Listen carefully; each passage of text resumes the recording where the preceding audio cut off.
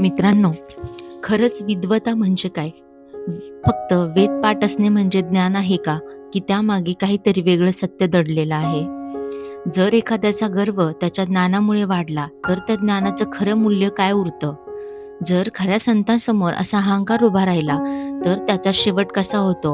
आज आपण पाहणार आहोत एक असा अद्भुत प्रसंग, जिथे ज्ञान, अहंकार आणि सत्य यांची खरी परीक्षा होते. चला तर मित्रांनो, आजच्या या गुरुचरित्रातील अध्याय 25च्या भावार्थाला सुरुवात करूया. मित्रांनो, विदुर नावाचे एक नगर होते. तेथील यवन नावाचा राजा मोठा क्रूर होता. तो ब्राह्मणांचा सतत द्वेष करीत असे. तो ब्राह्मणांना म्हणत असे, जे कोणी विद्वान ब्राह्मण असतील त्यांनी माझ्या सभेत येऊन वेद म्हणावेत. मी त्यांना पुष्कळ धन देईल. जो कोणी विशेष वेदार्थ सांगेल त्यांची विशेष सन्मानाने पूजा केली जाईल. जे खरे ज्ञानी होते ते म्हणाले, आम्ही अज्ञानी आहोत, मतिहीन आहोत. पण जे खोटे ज्ञानी होते त्यांना द्रव्याची हाव सुटली. ते त्या राजापुढे जाऊन वेदार्थ वाचून दाखवू लागले. राजाच्या मनात कपट होते.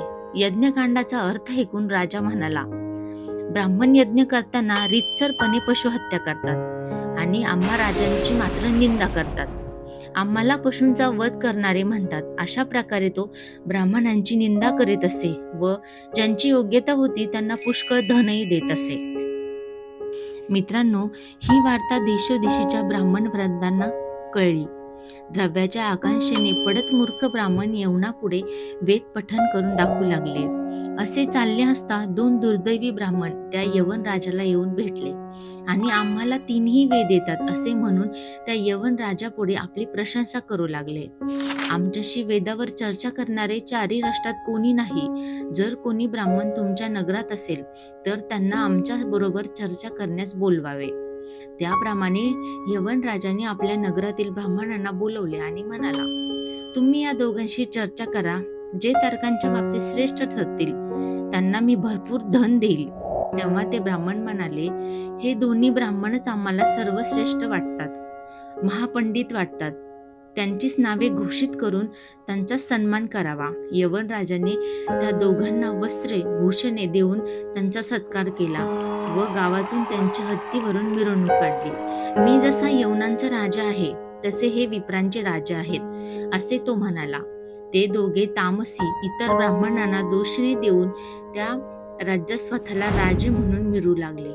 ते दोघे विप्र राजाला म्हणाले, तुमच्या राज्यात जर कोणी वादपटू ब्राह्मण मिळाला तर त्याच्यासह विवाद करू व तसा कोणी मिळाला नाही तर गावोगावी जयपत्रे घेऊन पुढे जाऊ. मित्रांनो, यवन राजाची आज्ञा घेऊन ते तामसी विप्र ब्राह्मण सर्व नगरे हिंडत जयपत्रे घेऊन दक्षिण प्रांतात भीमेच्या तीरावर कुमसी गावात आले. त्रिविक्रम मुनींची ख्याती त्यांनी ऐकली होती. ते दोघे त्रिविक्रमाकडे गेले व त्याला विवाद करण्यास आवाहन केले. त्रिविक्रमाने त्यांची पूर्वकीर्ती ऐकून वाद टाळण्याचा प्रयत्न केला. गाणगापुरास नेऊन श्री गुरूंच्या हस्ते चांगला धडा शिकवावा असा त्यांनी विचार केला. त्याप्रमाणे त्यांच्याशी गोड बोलून गाणगापुरास घेऊन आला. तेथे श्री गुरूंना वंदन करून त्या ब्राह्मणांचा पूर्व इतिहास कथन केला. आमच्याशी वेदावरती वाद केला नाही तर हरलो म्हणून पत्र लिहून घ्या असे हे म्हणत आहेत.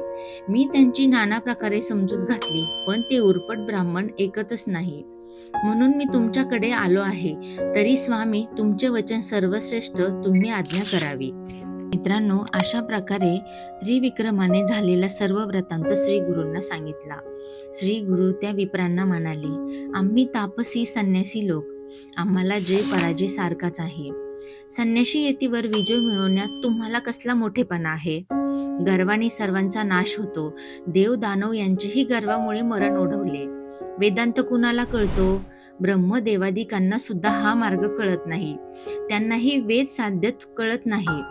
तेव्हा उगाच गर्व करू नका. अशा प्रकारे श्री गुरूंनी त्यांना खूप समजवण्याचा प्रयत्न केला.